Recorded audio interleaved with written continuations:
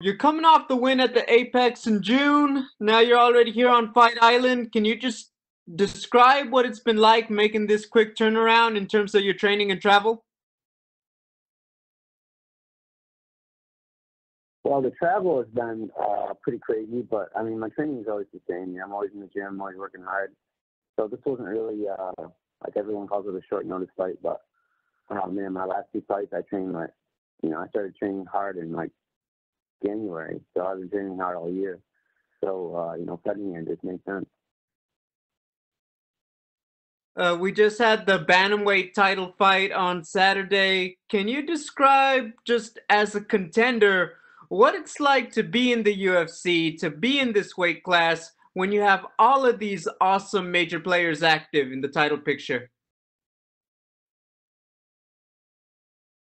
I mean, I look at bantamweight as the most stacked division in the UFC right now. I mean, it's insane how many big names and talented guys there are. Probably 1 to 20, and to be in that mix, it's amazing. It just means, that I got to be the best athlete I can be because, there are no easy fights at the top. And, after watching that title fight this weekend, I feel like, I'm not that far away from a fight like that. Everyone knows about what's been happening with your personal life and losing a family member, and I'm sorry about that. I do want to ask, having these two fights back to back in the pandemic, how has staying active as a fighter in training just helped you?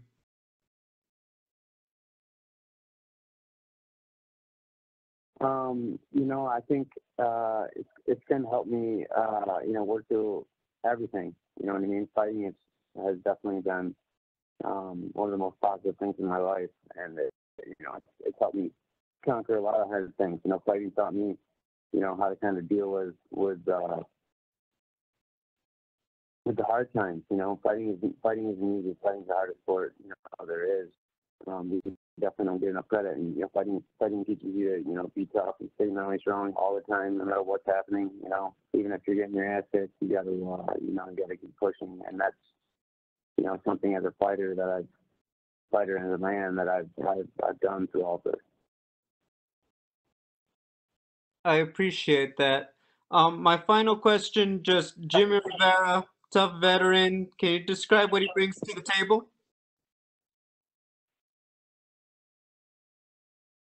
Jimmy's one of those guys stands in the pocket, sits down and punches and tries to figure it out like that. I think Keller was kind of the same way, maybe a little bit more dynamic than Jimmie, but Jimmy's a little bit more technical, a little more explosive. I don't know. I look at Jimmie like kind of like a dying breed in MMA. You know what I mean? He's one of those guys that really is kind of one-dimensional, fights in one stance, can't really move, but is really good at what he does. Really good, really fundamentally sound. But this game is constantly evolving, and I don't feel like Jimmie's evolved with it.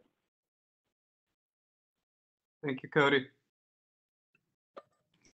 Thank you. Next, we have Damon Martin from MMA Fighting.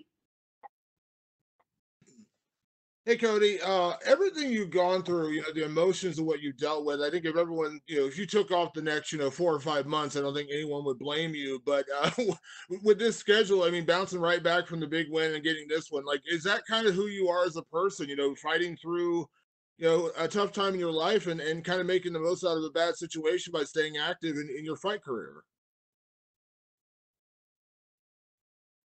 Yeah, I mean, that's definitely the kind of person I am. I don't like to sit around and feel self-pity or, feel bad for myself or be sad. I like to just kind of dust myself off, get up and keep going forward and be the best man I can, not only that, but like, what's the only thing I can do now, for my brother is just live the absolute best life that I can, so, I'm just taking advantage of every opportunity I can get. And trying to leave no stone unturned. Can you kind of walk me through how this fight exactly came together? Because we had heard that Jimmie had tried to jump in and fight Frankie Edgar when we heard that Pedro Munoz was out because of the COVID-19 testing. And then I know you were out there with a fight, or there was a rumor about a fight, or like, how did this actually come together? Because I know it was kind of weird, like how you two ended up fighting each other. So Jimmie and I were going to fight in August. I got a phone call about fighting Jimmie in August, and then the fight popped up with Frankie Edgar. Jimmie and I both submitted our names, and since we had already agreed that we were going to fight in August, as soon as the Edgar fight fell out, that's how this fight came out. Were you disappointed at all you didn't get the Edgar fight?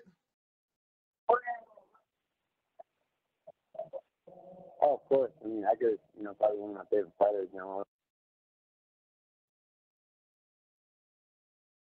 Yeah, okay. Sorry, I just got a phone call. Yep, I can still hear you. If you could start, I missed that last part.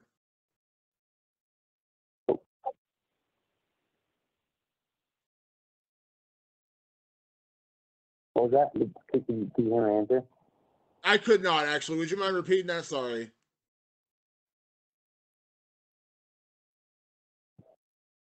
Yeah, I was actually disappointed not to fight Frankie. He's actually one of my favorite guys to watch, and it would have been amazing to share the cage with a legend like that.